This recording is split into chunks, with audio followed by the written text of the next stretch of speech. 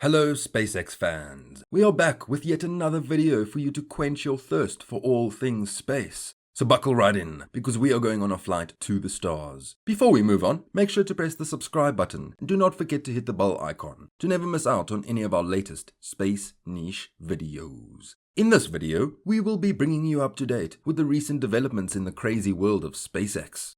SpaceX founder and billionaire Elon Musk is providing free satellite-based internet service in Ukraine through his company Starlink, as Russia invades the nation and causes power outages.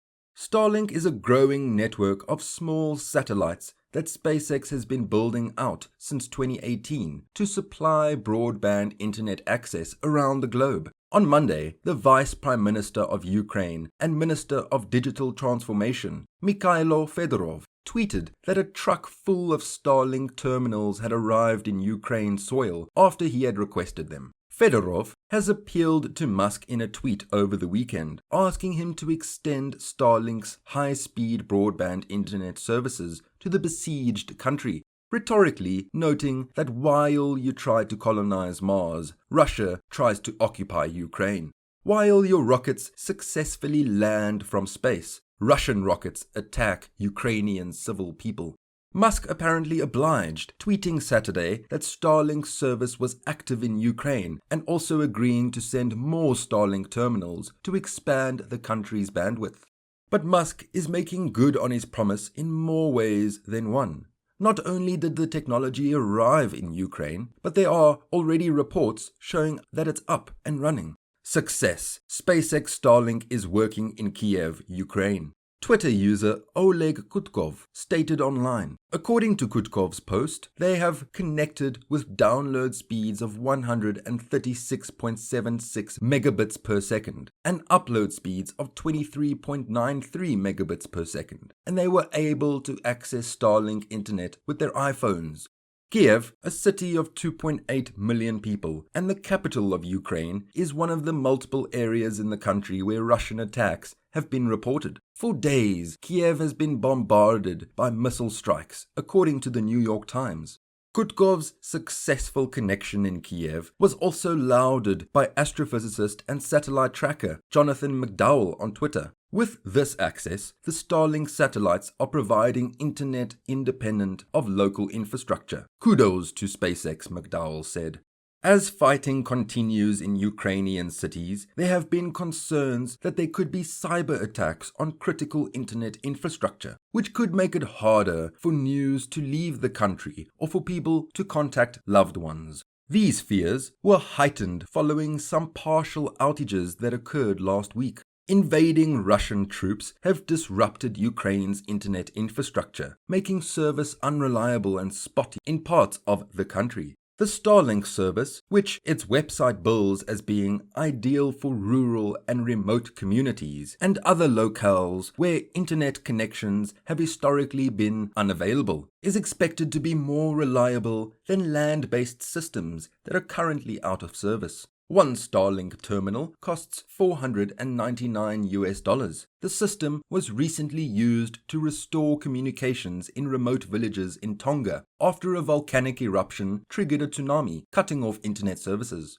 In order to tap into the Starlink system, consumers must have a user terminal, a white flat dish that SpaceX sells directly to its customers. With a clear view of the sky, the dishes can send and receive signals from any active Starlink satellites that are overhead. It's these terminals that have been shipped to Ukraine, though it's unclear from the photo how many there were. Much of the infrastructure that powers satellite internets exists in space, though there is still plenty of equipment on the ground. In order to provide internet access, satellites must be able to communicate with gateways, fixed ground stations on Earth that are connected to existing fiber optic cables.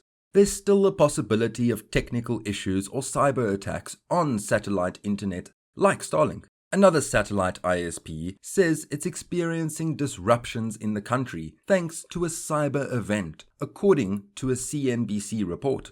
Starlink is SpaceX's ambitious internet from space initiative, aiming at launching tens of thousands of satellites to low Earth orbit to provide broadband internet coverage to the ground below. So far, the company has nearly 2,000 active satellites in orbit. In January, SpaceX claimed during a launch livestream that it had 145,000 active users, and Musk implied in a February tweet that SpaceX has more than 250,000 user terminals in production. Most recently, on Friday, February the 25th, SpaceX lofted a new batch of 50 more Starlink satellites into orbit to restore communications and provide internet access free of charge to those living on the island of Tonga in the Pacific Ocean. As recently, a massive volcanic eruption and subsequent tsunami hit the region. SpaceX plans to launch its next batch of Starlink satellites this Thursday, March the 3rd, from NASA's Kennedy Space Center in Florida.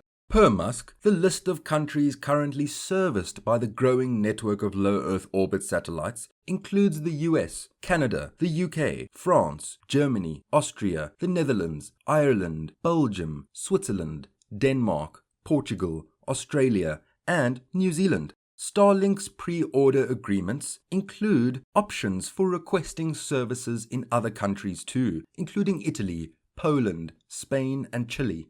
There's still a ways to go. Starlink will likely need at least 10,000 satellites in orbit before it can claim to offer full service to a majority of the globe. And SpaceX has shown signs that it wants as many as 42,000 satellites in the constellation.